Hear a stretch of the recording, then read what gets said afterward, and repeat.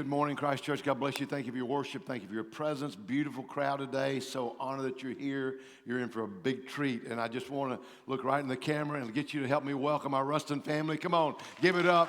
Come on, say a special hello. We love you. We believe in you. Thank God for what God's doing in Ruston, Lincoln Parish, and surrounding areas, and excited about the future. This fall, let me talk to our West Monroe campus really briefly.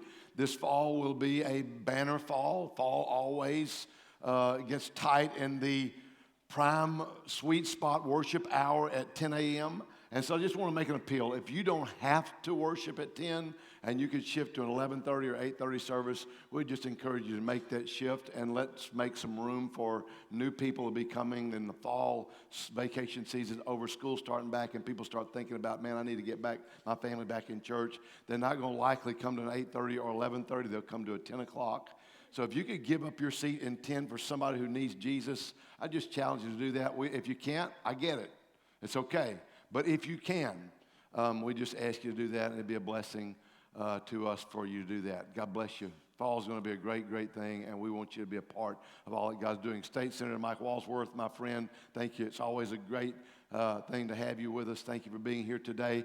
Today's a special day, and many of you likely are here to see and to hear our guest speaker today. She is speaking around the globe, literally, in mega churches all over the world now, and God has elevated her to such a place of prominence in the kingdom of God, and we're just delighted. We're thankful for her ministry, and she's a preaching machine. She got a word from God, and I know you're going to be blessed today. She leads a ministry. She leads her own ministry. And her own ministry just slipped my mind, man. Don't say it. Live original. Live original. Live original. Somebody say live original. Come on, would you stand to your feet, give a hometown welcome to a hometown girl, Miss Sadie Robertson. We love you. So thankful for you. I love you, darling. Thank you. Good morning. Good morning, church. How are we feeling? Are we good? Awake? Good. How many of you guys are thankful for Pastor Tom and Trina? Yeah? We have some incredible pastors here. I am so thankful for y'all's leadership, for y'all as pastors, and I just want to honor them in front of the church. Thank you for who y'all are to our community. It's amazing to be led by y'all, and so I'm honored to be here. I'm honored to go to church here. I know it might be weird for some of you. I'm some of your family members. I'm some of you, maybe you taught me in school. I see a teacher. Maybe you sat by me in school. But I just hope today that that wouldn't be a distraction, that today that you could just open your eyes to see what God wants to do today. Open your heart to receive and open your ears to hear from God today. You know, I've been spending a lot of time praying over this message, and hopefully it'll speak to a lot of you. But this message, it kind of came to me in the middle of a series we were doing here. How many of you were here for Running with Giants? Yeah? All right, so we're throwing it back a little bit to Running with Giants, because as I was sitting here learning from Running with Giants, I thought about this concept of what does it look like when we start running with God?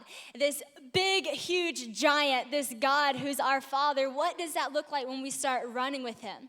And you've heard it today said already that every single one in here has a call on their life. You were called by God. And some of you might have heard that earlier in the announcements, and you're like, that sounds really good, but I don't know if I'm called. Are you sure that I'm called? And so I just want to read you the Great Commission, and this is from Jesus Himself. That's what He says. He says, therefore go. Therefore, go and make disciples of all nations, baptizing them in the name of the Father, the Son, and the Holy Spirit, and teaching them to obey everything I have commanded. Here it is. Surely I'm with you always to the very end of the age. So we all have this call to therefore go. Each and every one of us are called to go and make disciples. So if y'all are sports fans or you played any sport in life, you've likely heard it said, ready, set, go. And I was thinking about this concept because when it comes to sports, when you hear those words, when you hear ready, set, go, as soon as you hear go, there's like an explosion because you're so ready and you're so set and you know, oh, I am ready to go. And when you hear those words, you just take off. But sometimes I feel like in church, when we hear this word go from Jesus, we're like, wait a second, I don't feel very ready and I don't feel very set. And I actually don't even know where I'm supposed to go. Like, I don't even know where I'm going. I don't even know how to go. But how am I supposed to go and make disciples when I'm not ready and I'm not set? And so I thought about this concept, well, how do we go? And I think you literally have to keep in mind that you have to go with Jesus. You have to go with God. You have to start running with that giant. And so we're going to take a look at this guy in the Bible who, when God told him to go, he was not ready and he was not set to go where God was saying. And he had to have a revelation and an understanding that God is about to start running with him. And so we are going to go and study the life of Moses today. So Moses, if you forgot the story, I'll remind you the story. If you've never heard it, it's for the first time. This is a little overview. Moses was born in a really interesting time in history.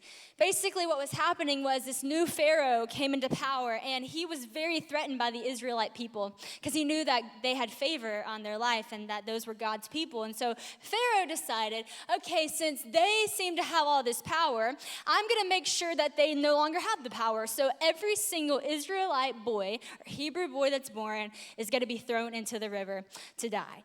Well, Moses' mother had Moses in this time, but she saw something in Moses and she said, I can't throw him in the river. So she hid Moses.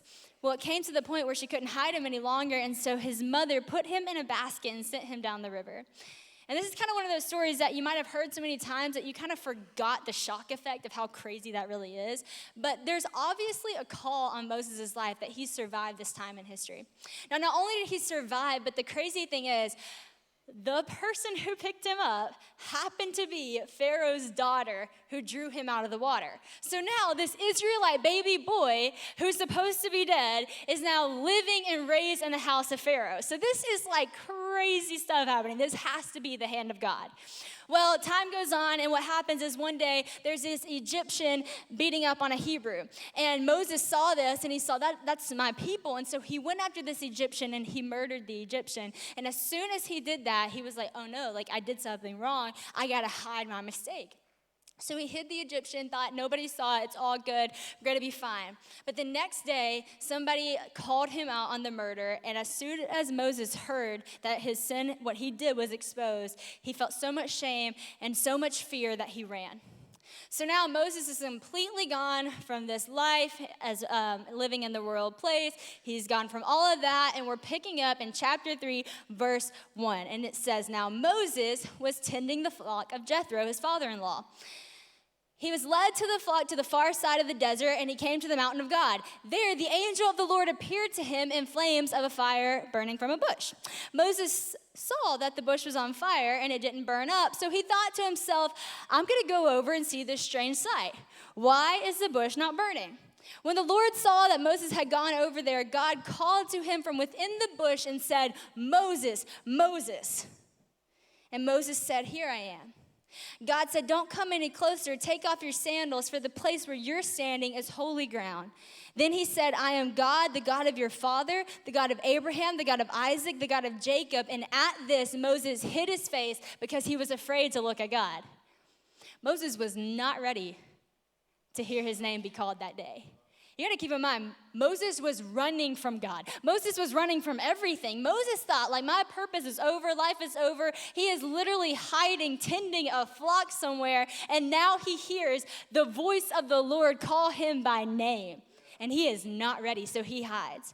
Well, he's definitely not ready for what God's about to say, because God is about to lay out exactly what he wants him to do. And God goes on to say, I want you to go back to Pharaoh, because I've heard the cry of my people, the Israelites, and I'm going to get you to walk them out of slavery. And Moses is like, what? This is what the Lord says. He says, so now go. There it is again, that word. So go. It's time, go. And Moses responds with, but who am I that I should go to Pharaoh and bring the Israelites out of Egypt? And God says, I will be with you. He then goes on to say, I am who I am, actually. And so I want us to get this idea in our mind that what does it look like when we start running with God? And it no longer becomes about you, but it becomes about what God has purposed you to do. You see, for me, my modern day Moses story, it was a little bit of a smaller scale than going back to Pharaoh and leading people out of Egypt, but it happened to happen in a track and field event, okay? So I used to go to OCS, and how many of you have ever done track and field? Anybody play that sport? Okay, we got a few hands. Do you understand the concept? So track is a really awesome sport because everybody competes individually, but all of the points go to the whole team. And so for me, I was a javelin thrower. And to be honest, I kind of struck a deal with my coach as soon as I started playing. I told him, I said, I'd love to be on the team, but I do not want to run a single day in practice. I'm just not a runner, okay? And so I said, is there any way that I can just do fields? And he said, yeah, that's totally fine. You can throw javelin, and that's what I love to do. So I said, great. So I'm a javelin thrower, but we come to this point where our team was doing really good, and we think we're going to make it to state. And at regionals, we were like having to bring our A game. And so our track coach huddles us all up, and he's like, listen, guys, this is a big meet. I'm going to need everybody to perform at the best of your ability. And we're all like, yeah, coach, like we got this. And he's like, and I'm also going to need people to do some events that you're not used to doing because we need as many points as we possibly can get. And we're all like, yeah, coach, whatever you need, put us in, you know. And then he's like, okay, great. I need somebody to run the 2 mile. Everybody's like, and he's like, okay, somebody just volunteer anytime now. We need somebody to just run the 2 mile. We just need the point.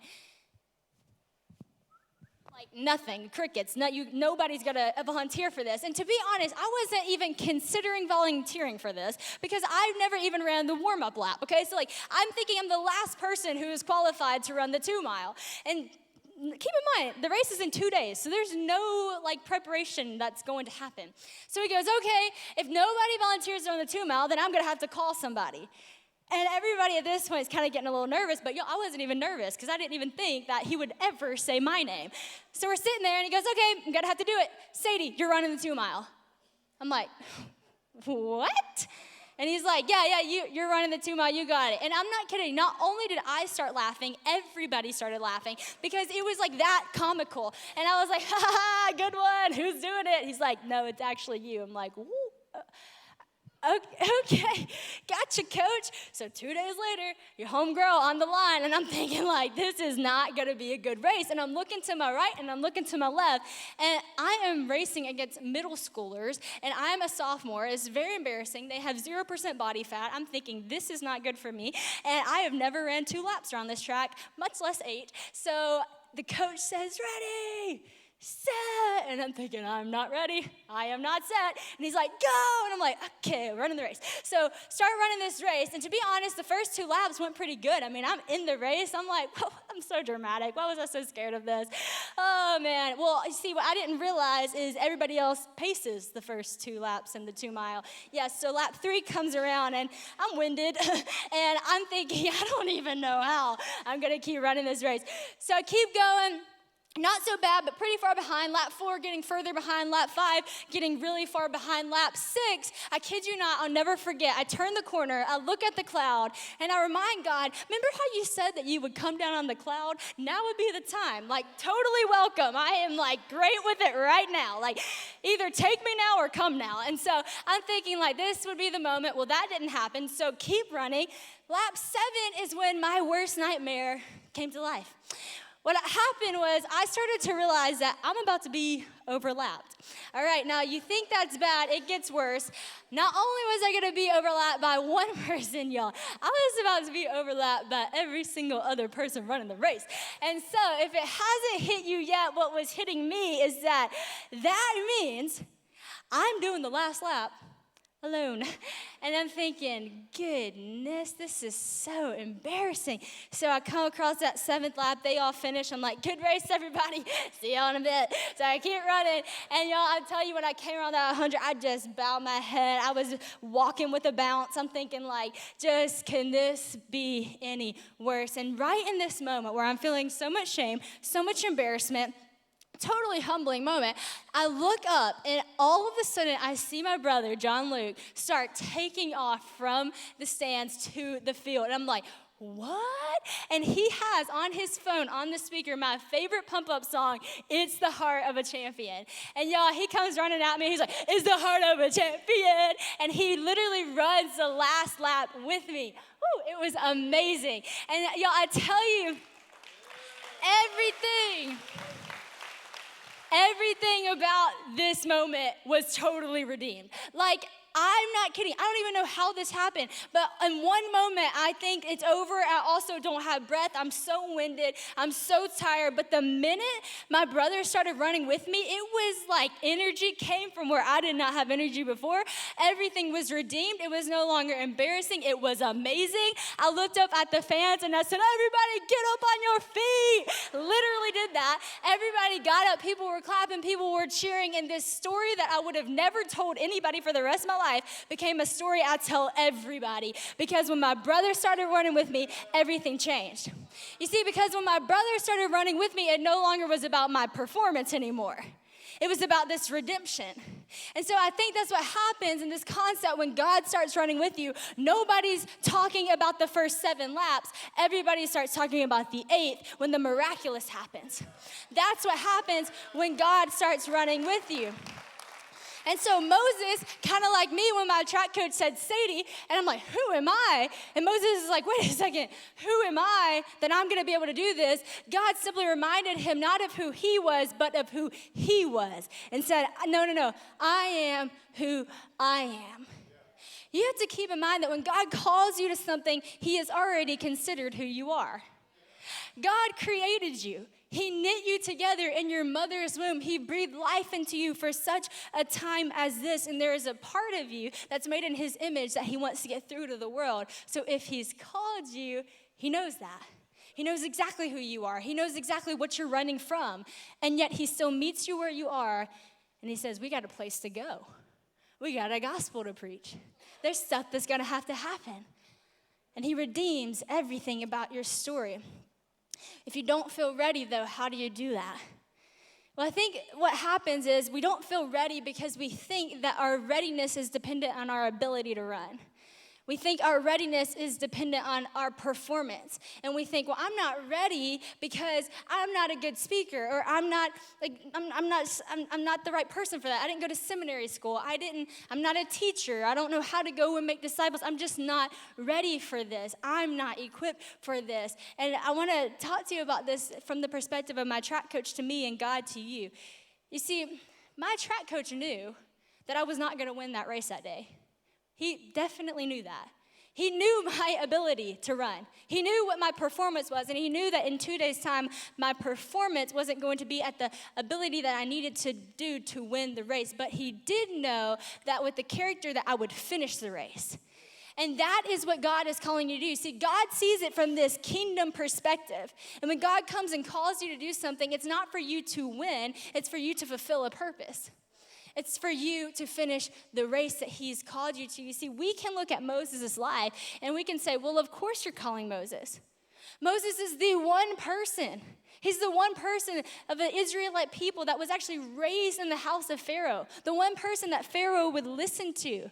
Of course you would call Moses, but all Moses can see is himself and his sin and his mistake. But God's looking at the kingdom. God's looking at the purpose. God's looking at what he raised him up to do and raised him up to be. When God's looking at you, he sees all the people that you represent, all the people that you're going to show him to, all the people that you're going to give him glory to. There's this verse, and it says, I humble myself to exalt your name. In that verse, I think you have to have that humility to feel ready to run the race, because if you're worried about winning and you're worried about looking good, you're probably never even going to start the race that God has set before you. But if you can humble yourself enough to know that, oh my goodness, you know what? I might embarrass myself.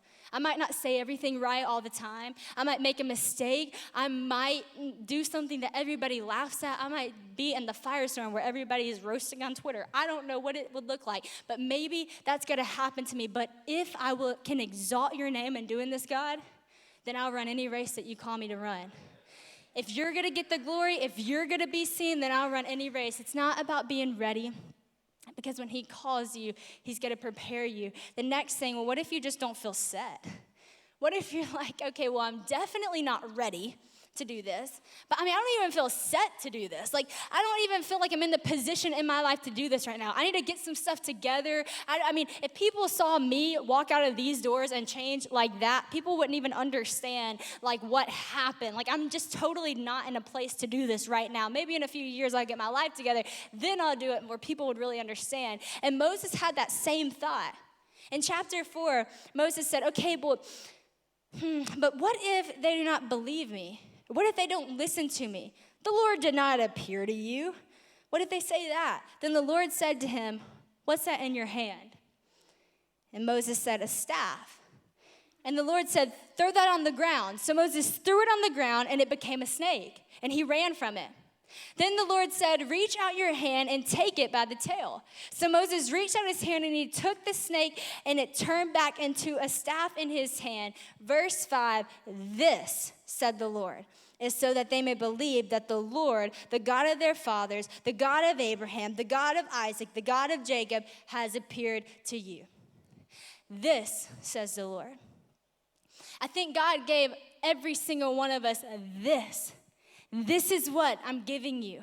This is what I'm giving you to go back that people are going to see my power through. And you're like, I have not seen my this. I don't see my staff in my hand. And I just want to propose a thought to you. Maybe what he's given you as your staff just looks like the snake right now. Maybe it's the very thing that you're afraid of. You don't know how to handle that. You've been actually running from that because that idea, if that was what God was calling to do, that would be way, way, way too scary. I think about that for my life. When God called me to speak and to preach, I was like, that is not it. That is not this. Because no, like I'm not qualified. I mean, I'm so young. I'm a woman. I don't think I can preach. And also not to mention my personality. I was afraid of so many things. I was so filled with anxiety. Like literally, if a teacher called on me to read in school, I forgot the English language. Like I don't know why, I just did not like to talk in front of people, like in that crowd. And so I was just like, this is not it. And it looked like a snake. It looked like something I would say, oh, no way, I'm actually very afraid of that. I'm actually running from that, and I don't know how to use that. I don't know how to handle that. And he's like, no, pick it up. I'm giving this to you. This is what people are going to see me through. This is how you're going to show people my power. And I'm like, are you sure? I just don't know that. Okay, and I picked this up. And now it's the very thing that I proclaim the gospel through. It's the way that I go and make disciples. And it's the thing that I was afraid of. But I think that that's so cool because that gives people the ability to see that I no longer have a spirit of fear. I have a spirit of power, love, and a sound mind only because of the power of God. You see, there's this verse in Hebrews 10:35, and it says, taught me everything I know about confidence. It said, so then, do not forget the confident trust that you have in the Lord, for that will be richly rewarded. I think so many times we try to get this confidence in ourselves to feel ready, to feel set. And we think, okay, when I'm ready, when I'm set, when I have confidence in my ability to do this, then I'll go. It's not about having to be confident in who you are. It's about having confident trust in who He is. That verse right after that says, patient endurance is what you're going to need so that you'll be able to test and approve the will of God over your life. It's going to take patient endurance, and it's going to take confident trust to keep running when it feels like there's nothing else to run for, when it feels like nobody else believes in your run. But when you see God come and make things miraculous, everything's going to change. When that snake becomes a staff, everything changes. Everything changes. You know, so many people say, like, God was a God of miracles in the Bible, but He no longer is that God of miracles. I just don't really believe that. So, yeah, Moses got to see this miraculous side, but I haven't seen that. And I always try to share with people whenever they don't believe that God's a God of miracles, I say, when did dead to life lose its miraculous status?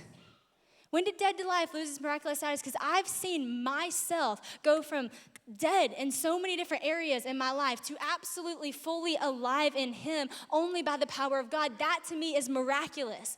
And I started to think about this. Maybe we are the walking evidence of the miraculous side of God. Maybe in today's time, God's using us to show the miracles. Just from dead to life, just from lost to found, just from insecure to confidence. Just from anxiety to power over fear. All these things, this is a miraculous God that we serve. And he says, when I start running with you, everything changes, because the very thing that you're afraid of is the very thing that I'm going to use. I want to ask you something as a church, and I just need a simple response. Just say yes, or just agreement if you agree these things. How many of you believe that there's a God? Yes? Do y'all believe that God knows you by name? Yes? Do you believe that God has purpose for you? Do you believe that God sees you where you are? Yeah? That's awesome. I wanted to just acknowledge that because Moses believed all those things too at this point in the story. It wasn't a doubt thing. Moses believed there was a God. He acknowledged that God was there, that God was meeting him through this fire-burning bush that wasn't burning up. So he knew there's a God. Moses knew that God knew him by name because God came and said, Moses, Moses, and Moses responded with, here I am. Moses also knew that God had a purpose for his life. God literally laid out an entire purpose. Here's your purpose, wouldn't that be great, for your life? He knew that. Moses also knew God was a God of miracles. He saw a snake become a staff. Moses knew this. Moses knew all of these things. It wasn't a doubtful thing, but the very thing that was about to stop Moses from running the race that God had called him to run, guess what it is? No shock, insecurity. That's it. And I think so many times that's it for us. We come to church on Sunday and we're like, yes, Jesus, like we totally believe that there's a God. I totally know that you've called me by name. I totally know that you have plans for me, plans to prosper me, not to harm me, plans for hope and a future. I know that God, oh God, I even know that you're the God of miracles. God, I know you have a purpose for me. I know all these things. But then we walk out of these doors and we're faced with just who we are, and we get so insecure and so nervous, and we think, okay, can't wait for next Sunday. But that time when you walk out the doors is the moment that you go. But it's that insecurity that we face. And Moses, I mean, it's almost comical because it sounds so much like myself sometimes. He says, oh, Lord, I've never been eloquent, neither in past nor since. You have spoken to your servant. See, I'm slow of speech and tongue. It was almost like Moses is like trying to remind God of who he was. And God is like, are you kidding? Literally, God says, who gave man his mouth? Who makes him deaf or mute? Who gives him sight to the blind? Is it not I, the Lord? And listen to what he says again. Now go. Now go. But don't we do that? Moses is almost like, yeah, this has been great talk, good, really encouraging to see that become a staff. That was awesome, but you forgot one thing, sorry. There's one thing that you forgot. I can't speak very well. God's like, are you kidding? Are you kidding? I know I made you, I created you, I considered who you were when I called you, and yet I'm still calling you to go because there's something in you that I know I can get through to this generation. And that's for all of you. What is it that's just tripping you up? That one thing you're like, yeah, but there's that one thing. Is it like Moses? Was it your past? Or is it your present? Whatever it is to deal with, let's talk it out with God so that we can get to a place where even though we know we might not be ready, we might not feel set, we're going to go because we're going to trust that people are going to see you through me. He says, now go, I will be with you. I'm going to help you speak, and I'm even going to help you with what to say. And Moses still says, oh, Lord, please send someone else. He wasn't getting it yet. The other day, I went and saw Lion King. Has anybody seen it? The new one? It's so good. It's so good. But it hit me how similar this message was to this movie. And there was this moment where, Simba, who was literally heir to the throne. He was the son of Mufasa. He was raised on this pride rock, but yet one day he made a mistake. He was led by Scar, this enemy, and while he was there, Scar called him a murderer and said, you need to run. And Simba took on this shame and this sadness and this anxiety, this fear that people were going to know him as a murderer. And so Simba ran far, far away into this life where he was just like, you know what? Hakuna Matata. What even matters anymore? I have nothing to live for anymore. I'm just going to live out here. I'm just going to waste my life away because it doesn't matter, because of this one mistake I made and because of what people might know me as. And as he's living this life, doing his thing for years, he lets this go on. Until one day, he was reminded of something. By a reflection that he saw in the water, he saw this reflection of his father in him, and he was reminded of who his father was. And all of a sudden he goes, wait, I am Simba, son of Mufasa. And what hit him was, because this is who I am, and because this is who I'm the son of, I have to go back. I have to go back because there's this purpose. I have a responsibility in this time that I'm still alive. And so Simba runs all the way back to Pride Rock, and as soon as Simba gets back, he lets out this mighty, mighty roar.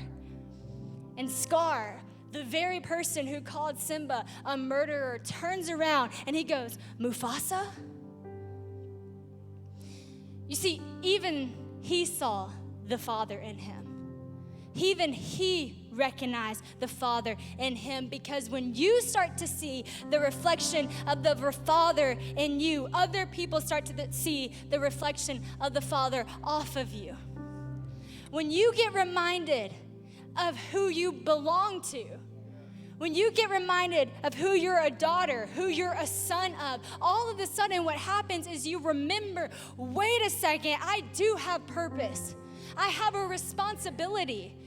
I have to go back. I have to go out. I cannot let my past or what people spoke over me or my fear or my shame keep me sitting here Hakuna Matata any longer. I have to go back.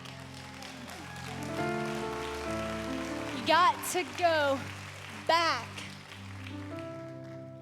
What happens if he didn't go back? Well, he wouldn't have saved Pride Rock. He wouldn't have restored this place that was completely ruined, and now it's flourishing by the end of the movie. With Moses, if he didn't go back, well, wouldn't have seen the Red Sea split. Wouldn't have gone up on the mountaintop and actually got to meet with God when he actually did start reflecting the Father. His face was radiant, they say. He wouldn't have given us the 10 Commandments, rules that we still apply to our life today. And not to mention, he would not have led an entire generation out of slavery if he didn't go back because of a little moment of insecurity and a moment of having to deal with the shame, acknowledge the past, and a reminder of who his father was. And I think today that's exactly what we need. That's what we all need. That's what I need. Not a reminder of just who we are, but a reminder of who we were created to be because of the reminder of who our Creator is. That's the only thing that's going to send us back. You know, I want to just say this to finish, because some of you might be hit with this one other thought. There's this conversation. There's a lot of thoughts that come up when you think about having to muster up this, acceptance of the purpose that you have to go out. And you might have already been able to deal with the insecurity. You might have already been able to deal with the past, but the last thing is you just feel alone. And you're like, yeah, Sadie, you didn't really touch on that, because in your story, your brother ran with you. And that's great. Like, you had a friend, you had a person, you actually had that. That's great.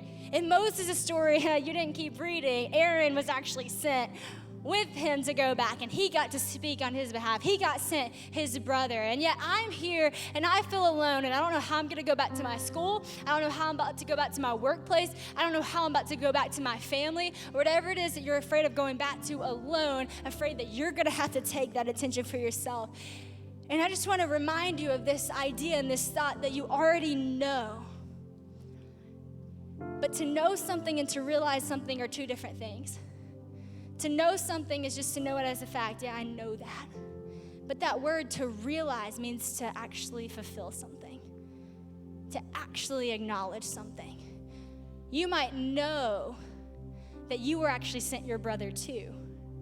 2,000 years ago, the coach of life sent your brother to run with you. But if you realize that today, wow. Not only did God call me, God sent his son to die for me and then raised him back to life to know that as you go and as you make disciples, surely he's with you always. And he's running with you, and then he doesn't even stop there. He empowers you with the Holy Spirit to change everything about your posture and run this race for him. So